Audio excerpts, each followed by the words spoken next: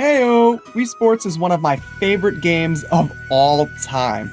Released as a pack-in for the Wii, Wii Sports sold a ton of copies, mainly because the Wii was sold a lot. And Wii Sports features 6 sports: baseball, bowling, tennis, golf, and boxing, all of which have a ton of mini games as well. And overall, there's a lot of depth to this game. It's really fun. It was the perfect game to include with the Wii too, mainly because it appealed to the casual audience so well. You didn't actually have to think about what button you were pressing.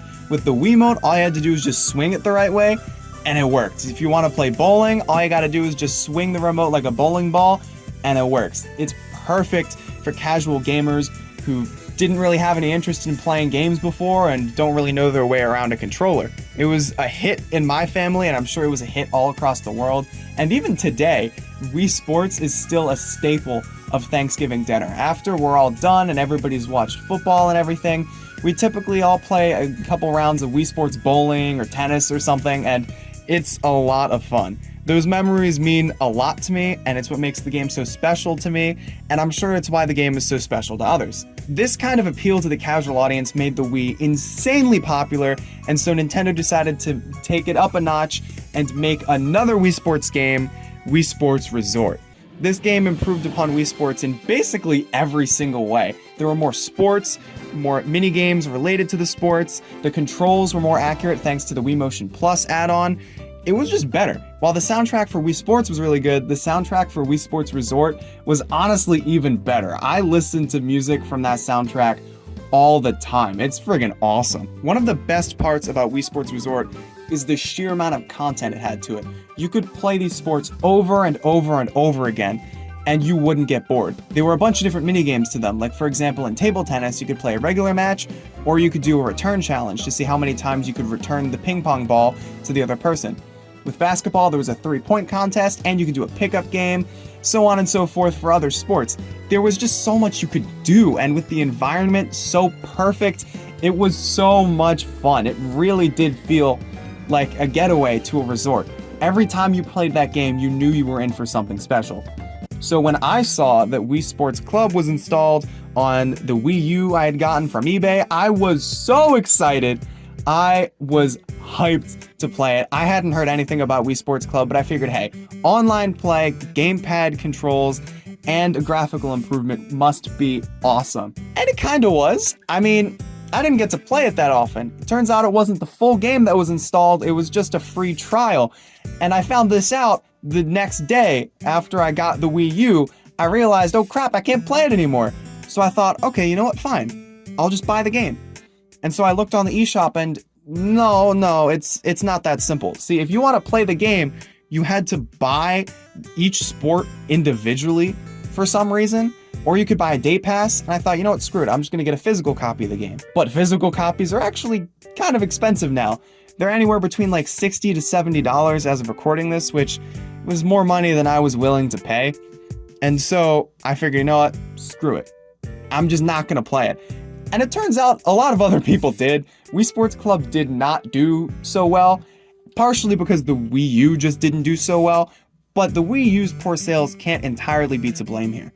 When you look at the reasons why Wii Sports and Wii Sports Resort were so popular, it's because anyone could just pick up the game and start playing it. And while that was honestly kinda true for the controls of Wii Sports Club, that's not true for the pricing model. Wii Sports came with the Wii, and if you wanted to get Wii Sports Resort, you could just pick it up when you're buying the console. You either buy the disc or you don't. Grandpa does not want to pay $10 per sport. He just doesn't. Honestly, another reason why I think that Wii Sports Club didn't do so well is because it just didn't add that much. Sure, it was cool to have graphical enhancements, and it was definitely a nice addition, I'm sure, to have had online play, but that just wasn't meaning too much to people. The Wii U was backwards compatible with the Wii, so you could already play Wii Sports on your Wii U, so that already gets rid of most of the reason to play Wii Sports Club. Sure, you might want to play online matches with your friends, but because the Wii U sold so poorly, do you really have any friends to play online with? Do your friends even have a Wii U? Probably not. So Wii Sports Club, all in all, didn't do so hot, and I was hoping, fingers crossed, please, that Nintendo would not give up on the Wii Sports franchise with their next console. And thankfully, in 2022, I was assured that they did not. When Nintendo Switch Sports was announced, I was so excited. Wii Sports and Wii Sports Resort gave me so many awesome memories. Imagine how many Nintendo Switch Sports would bring. I love Wii Sports Resort. I still play it to this day, and I really wanted Nintendo Switch Sports to have the same kind of impact on my life as Wii Sports Resort did. It didn't, though. When Nintendo Switch Sports was announced, I had a little bit of doubts because of the Playmates, or whatever the heck they're called. Honestly, I have no idea, but they're not Miis. With the lack of Miis, I felt kind of off about it. I didn't really like it, but you know what? It's not the end of the world if there aren't any Miis. Honestly, as long as the game is just as fun and is just as replayable as Wii Sports Resort, it doesn't matter. But the game is not as replayable or fun. The sports in Nintendo Switch Sports, while they are actually good and fun to play, they just don't have the same pizzazz as Wii Sports Resort did. While Spacco Square is pretty cool, it just doesn't have the same vibe as Woohoo Island, and that's definitely biased on my part, but it's just how I feel. I don't know. Spacco Square is pretty cool, but I definitely would prefer Woohoo Island, and I think that the aesthetic of Wii Sports Resort is much better.